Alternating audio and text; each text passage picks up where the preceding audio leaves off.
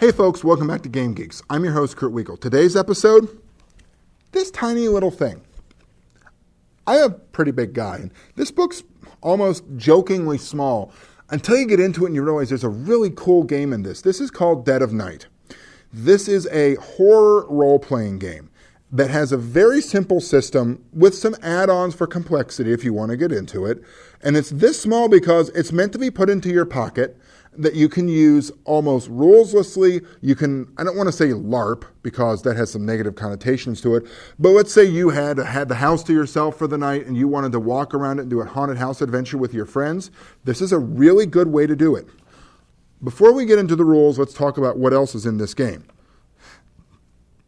Some interesting art by the author. One of my favorites is one of the first panel pieces, the Jinkies, who are pretty clearly the Scooby-Doo gang, but they couldn't call it that.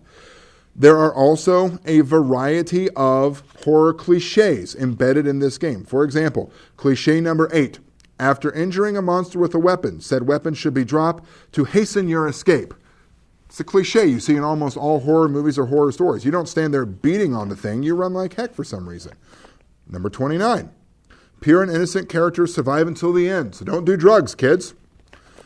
The person who wrote this has a really good understanding of the horror genre.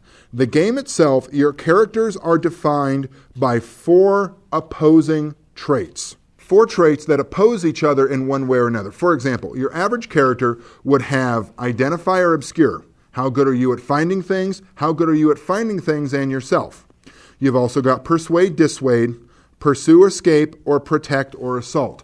These are in opposition to each other, and each one has to sum to about 10 unless you have a specialty in one of them. The core of the game itself is you roll 2 10-sided die, add in your attribute, and beat a target number. So it's not truly a LARP because you don't see many people going to try to figure stuff out. But it is really simple and rules light in terms of wandering around with it. There's an extensive bestiary included in this with your standard villainous fare, vampires, werewolves, mummies, critters from the Black Lagoon, etc.